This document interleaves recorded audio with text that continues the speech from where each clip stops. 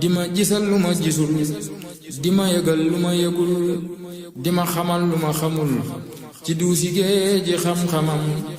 dima amal lu ma amul dima wutal dima watul dima digal dima tamal nangoo yamoo ci ndigalam dima yërëm dima tefal dima jariñ dima taral def ma mel ni ku ñu fal. Assalamualaikum warahmatullahi ta'ala wa barakatuh. Chers frères musulmans et plus particulièrement chers frères talibés, nous sommes ici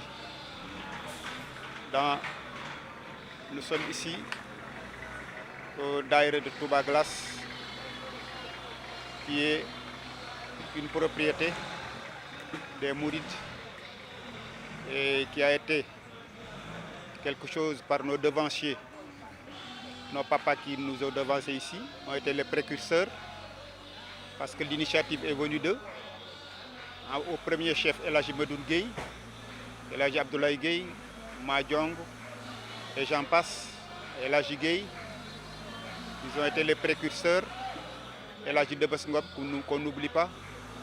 Nous souhaitons ceux qui nous ont devancés, que Serigne Touba les accueille. Et maintenant, nous autres qui avons suivi, nous avons essayé d'avoir ce terrain, cette parcelle, qui est une parcelle où on édifie la maison de Serigne Touba, le daïra de Serigne Touba, où tout le monde se retrouvera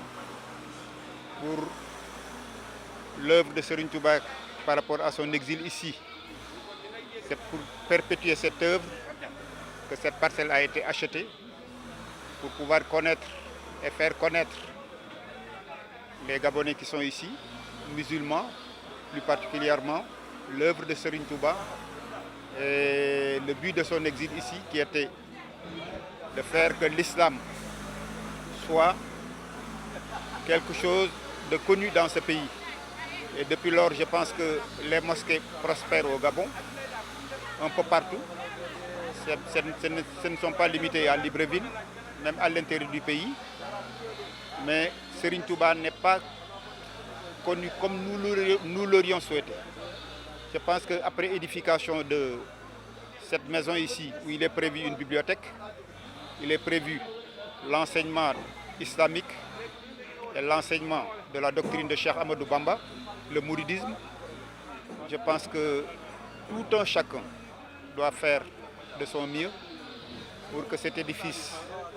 s'achève le plus tôt possible, que ça soit une réalisation qui honorera l'ensemble de la communauté mouride, au premier chef, Serigne Touba Serigne Mountakha, qu'Allah lui fasse longue vie, bonne santé, avec tous ceux qui sont issus de Serigne Touba et de ses chefs, c'est-à-dire ceux qui étaient proches de lui et qui ont été ses compagnons. Nous souhaitons que tout le monde soit encore plus motivé pour, à la sueur de notre front, continuer comme le mouridisme qui est sous-tendu par deux doctrines, à savoir la prière et le travail. Donc le travail, les mourides se retrouvent ici tous les dimanches et à la sueur de leur front font ce qui est derrière nous.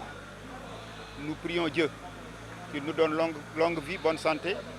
et prospérité pour que cette mission s'achève et que ça soit au bénéfice de toute la communauté musulmane et plus particulièrement la communauté mouride. Assalamu alaikum mbokk taalibe yi ñoo ngi leen di siyaar di leen màggal di leen bëgge di jiital ci siyaar bi Serigne Mountakha Bassirou Mbacké di ñaan suñu borom guddal aw fanam yokk ak wéram di ko ñaanal Serigne Amni Modou Mbenda Fall noo ngi fii si Touba Gabon nekk daayira Glace ci kër Serigne Touba gi nga xam ni moom lañ song lu toll si ñetti weer nekk ci di ci liggéeyal Serigne Touba di woo mbokk taalibe yi waaye di woo waa adduna ndax fii ñu nekk si Gabon ku nekk xam ne li fi Serigne Touba daj ak lim fi am te aajoy murid yi bu fajoo fii la ko faje kon noo ngi wax ni liggéey bii nga xam ne fi la ne képp koo xam ne yaa ngi dégg sunu kàddu moo xam foo nekk ci àdduna tàllal nañ la loxo nga ñëw ci liggéey Serigne Touba bi rawatina ñi nga xam ne ñoo nekk fii ci Touba Gabon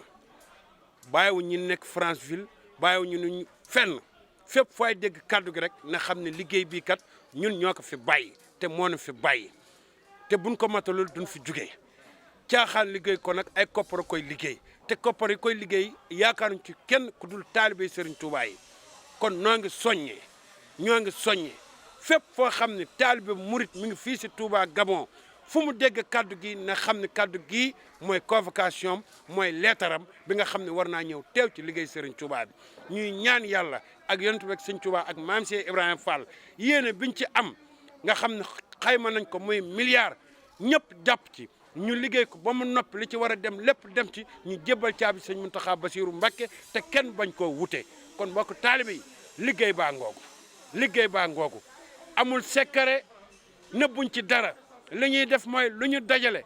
altine ba dimanche ñu dajale ko jënd ko matériel indi ko fii liggéey la ko Serigne Touba